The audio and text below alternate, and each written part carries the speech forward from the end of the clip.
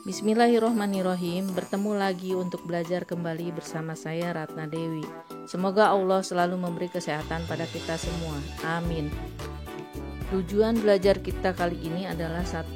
Mendeskripsikan fase-fase pembelahan mitosis dan meiosis. 2. Menjelaskan ciri setiap fase pembelahan mitosis dan meiosis. Dan yang ketiga adalah menjelaskan karakter sifat sel anak hasil pembelahan mitosis dan meiosis. Sebelum membahas tentang reproduksi manusia, mari kita pahami dulu tentang reproduksi sel atau pembelahan sel. Karena pembelahan sel memainkan peranan penting dalam kehidupan organisme. Secara garis besar, ada 3 fungsi pembelahan sel, yaitu yang pertama adalah fungsi reproduksi, yang kedua fungsi untuk pertumbuhan dan perkembangan, dan fungsi yang ketiga adalah untuk perbaikan dan pembauruan jaringan. Ganggang pada video berikut membelah untuk membentuk 2 sel. Masing-masing sel menjadi individu baru yang terpisah. Dalam kasus ini merupakan fungsi pembelahan sel untuk reproduksi atau berkembang biak. Begitupun pembelahan jamur Saccharomyces atau ragi berikut merupakan fungsi pembelahan sel untuk reproduksi atau berkembang biak secara aseksual. Selain reproduksi aseksual, reproduksi seksual juga memerlukan pembelahan sel untuk membentuk sel kelamin. Jadi proses pembentukan sel kelamin dilakukan dengan cara pembelahan sel secara meiosis yang akan kita bahas selanjutnya. Fungsi pembelahan sel yang kedua seperti pada video berikut, di mana sel-sel membelah untuk memperpanjang batang dan akar pada tumbuhan. Di sini terlihat di mana ujung batang terjadi pembelahan sel yang terus-menerus menyebabkan batang bertambah tinggi. Dalam kasus ini, pembelahan sel pada jaringan meristem batang merupakan fungsi pembelahan sel untuk pertumbuhan dan perkembangan. Contoh yang lain dari fungsi pembelahan sel untuk pertumbuhan dan perkembangan lihat pada saat janin manusia di dalam kandungan. Manusia berasal dari satu sel yang disebut dengan zigot. Zigot adalah hasil pembuahan atau bersatunya sel telur dengan sel sperma. Kemudian zigot mengalami pembelahan yang terus-menerus sehingga menjadi bayi di dalam kandungan. Akibat pembelahan sel tersebut, jumlah sel pada saat manusia dewasa memiliki 200 triliun sel. Dalam kasus ini, pembelahan sel pada zigot merupakan fungsi pembelahan untuk pertumbuhan dan perkembangan. Fungsi pembelahan sel yang ketiga adalah untuk perbaikan atau pembaruan jaringan. Pada video berikut memperlihatkan bagaimana jika tangan seseorang terluka, maka sel-sel pada kulit yang rusak tadi akan melakukan pembelahan sel untuk mengganti atau memperbaiki sel-sel kulit yang rusak karena terluka tadi. Dalam kasus ini, pembelahan sel pada kulit terluka merupakan fungsi dalam perbaikan atau pembaruan jaringan.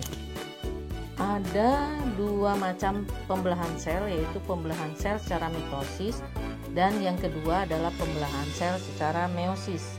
Pembelahan mitosis adalah tipe pembelahan sel yang menghasilkan 2 sel anak yang memiliki susunan genetika dan jumlah kromosom yang sama dengan induknya.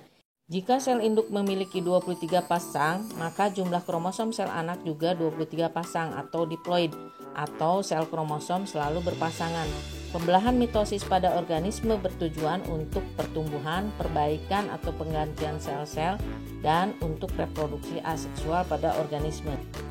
Pembelahan mitosis merupakan proses yang berkesinambungan yang terdiri dari 4 fase pembelahan, yaitu profase, metafase, anafase, dan telofase.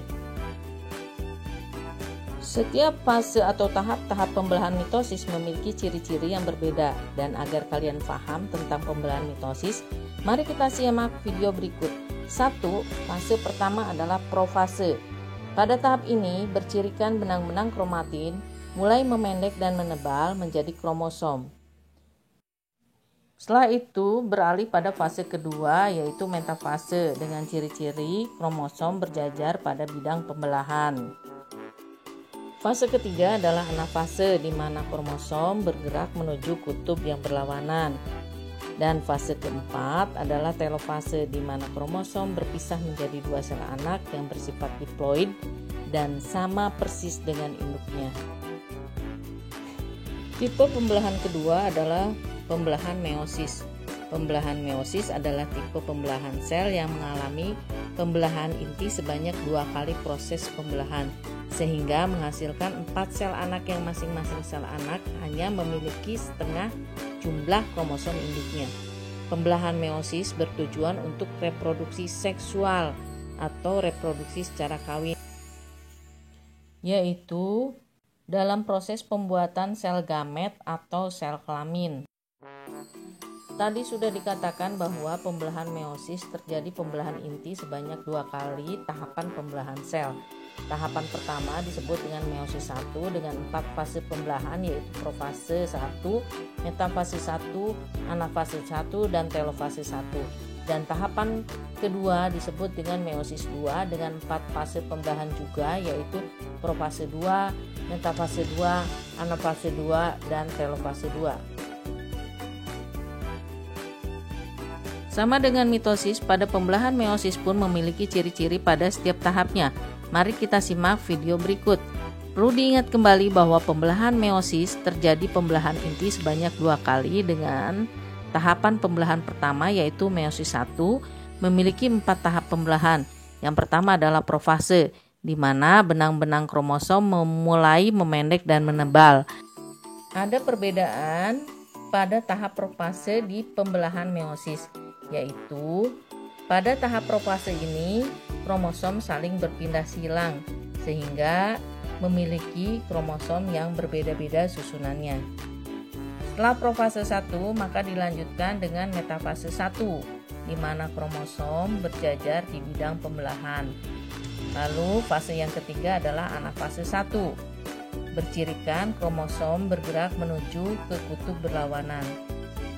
Fase keempat adalah telofase 1, bercirikan kromosom memisahkan diri menjadi 2 sel.